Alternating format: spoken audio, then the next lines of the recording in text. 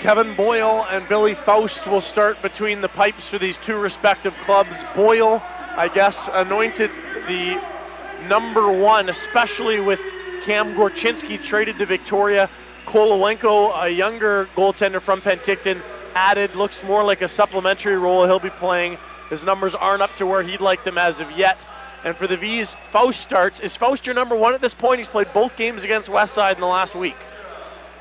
Well, I don't think you'll ever get Fred Harbison to admit that, but I think definitely Faust has been maybe the steadiest of the two, and I really like Rumpel too. I think that he's got a lot of talent, and he's a great kid, and I think he's struggling a little bit in the first half of the season. But how often have we seen a goaltender struggle for half a season and then play lights out for the second half? So I'm expecting that from Rumpel. Oh, it was Polk for the Vees, holding it onside. O'Donnell, Lalezia, sharp angle shot, wide of the net, right point. Lukov holds onside, and the Vees with some good pressure here early in the offensive zone. Lalezia, left side to the slot. McMillan fires, scores! Throw the Teddy Bears, 1-0 Vees. Well, it didn't take long for those Teddy Bears to come on the ice. Hundreds of them coming now. All right, I'll throw that elephant, my man. I can't throw that far. Let's see what you can do. All right, your turn, Matt. Right on. All of the Teddy Bears onto the ice going to the Salvation Army in Penticton. A great cause for the less fortunate in the South Okanagan. For every kid to get a stuffed animal, that's the goal of the Salvation Army when they make their Christmas hampers, and a great cause and lots of fun throwing those bears onto the ice. Yeah, we will see how it's officially scored, but the Vees are up 1-0, 29 seconds in. Number 61, Mark Okanagan.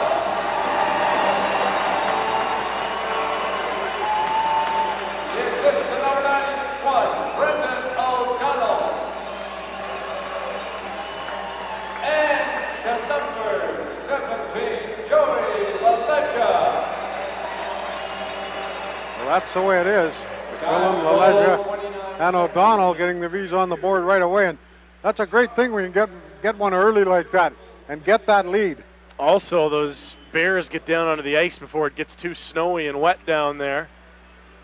And that's good for the cleanup, and that means the Bears will be in good shape when they arrive in the Salvation Army's hands. 29 seconds in, that didn't take long. You talked about this team needing to play with the lead a little more. This is a good example of how you do it, scoring just 29 seconds in. Absolutely, it changes the whole complexion of the game, and if he's got something to prove after that 5-1 loss up in Westside last week. Bags being filled up, and I would hazard a guess at maybe 750 to 1,000 Teddy Bears, Al. There was a bunch out there. Yeah, it sure was. Be a lot of happy kids this Christmas. A great cause, and the great fan base we have in Penticton here, showing up big time for charity. And then listen to this.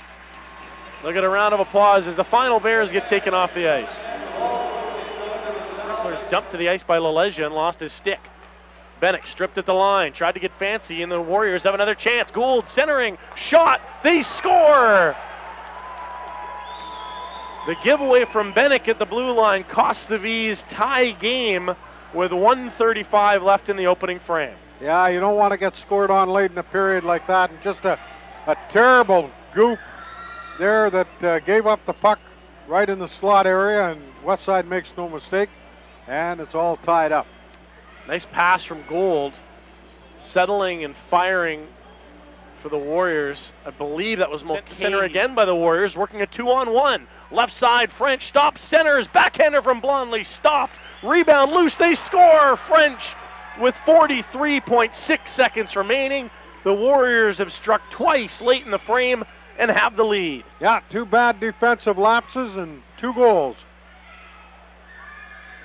Well, I tell you, that's frustrating when you go and get the lead and then give it up that quickly. French, a nice centering pass. Blondley was stopped but had his own rebound in the right corner and immediately just threw it on net. It bounced off a Vees defender and right to French, who had nothing but an empty net on the backside. 2-1 Warriors. Long, low shot, blocked by Faust, rebound. Taken to the line, not out by Loic. Blondley turns, fires, shot blocked, rebound, they score! Another giveaway at the blue line for the Vees and another goal for the Warriors, this time the captain Grieve. Not only was it a giveaway, but the Vees are simply getting out-muscled off the puck on every occasion. As soon as they touch the puck, somebody's on them, knocking it off the puck and taking possession. Westside just completely dominating in the physical department right now. 1:51, the time of the goal for Grieve, the Warriors captain. It was like that time at the line, and how many times is this Vees club? Quite a bunch, as they get it deep and back into the Vees zone. Beaulieu bumped on the end wall by Nicolishin. Penalty coming to the former V. And Beaulieu goes right at Nicolishin. The linesman right in there immediately. And the Vees will be going to the power play. What is the side of the net now? McMillan. He'll back off to the right corner. Minute 20 left in the power play. McMillan, side of the net. O'Donnell shot blocked by Boyle. Rebound loose to the side of the cage. Jamming away. They score. Bennick poked it in. And it's 3-2 as the Vees get it within one.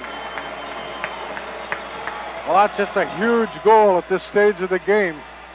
The Vees get back in it on a power play at the 6-minute 32-second mark. And that's a huge goal. Maybe that'll give them a lift, as they seemed a little bit down coming out in the second period, but they're back in it now, 3-2. Sandy Nickel, a winner on our power play contest for Save on Foods. Bennick seemed to jam a backhander in. McMillan likely getting an assist as well. We'll wait for the goal as the Vees get back within one. Here's a chance for Gould right around Stetcher. Partial break, backhander, stopped by Faust. The rebound stopped as well. And a good save from Faust there on the partial break after the Vees got it just within one. That would have been a back break. It was centerman O'Donnell. Here's a chance for the Vees, 2-on-2. Carrying in is O'Donnell. Dropping in the slot, Mountain, center shot, they score! A beautiful goal. The Vees have tied the game, and Lalesia has 14 on the season. Boy, Lalesia showed a lot of speed, didn't he? Coming up the inside, he was the trailer on the play, and O'Donnell, I think it was, that made the great play. Lalesia made no mistake, and it's all tied up here at 3. The Vees come to life. O'Donnell mugged. Mountain took the puck, and when everyone in the building thought, shoot, Mountain passed. Lalesia's 14th in the penalty kill Bezo as Grieve carries in, toe drag, he's stripped. And that puck sent wide as Bezo dropped to his belly to cut off that move to the lane from the captain of the Warriors, who scored once already tonight. Now Grieve to the line, just holding it onside Brickler. Mayer right side, back to Brickler left point. Back to Mayer right side, Downing at the right circle. Top of the point, one-timer Mayer stopped, rebound, sent wide, and it's loose in the corner. A great chance for the Warriors, and they've still got the puck in the offensive zone. Brickler flips down low, stealing is Lukov.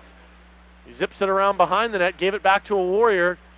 Couldn't get a better clearing attempt than that as Grieve now controls on the left wall. Backdoor pass, Downing scores! The Vees couldn't clear it, and the Warriors another goal off an error in the defensive zone. Well, that's a great power play. I like that power play, the way they move the puck. It's unbelievable. And they're third in the league on the power play, and you can see why. 1 for 3 on the night of the Warriors now.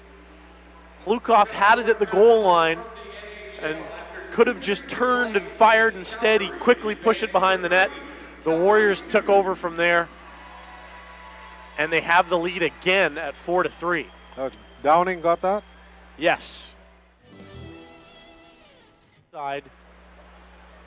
We've seen 5 make it 4 goals this period between the two clubs as the Vees center is a chance in front. They score!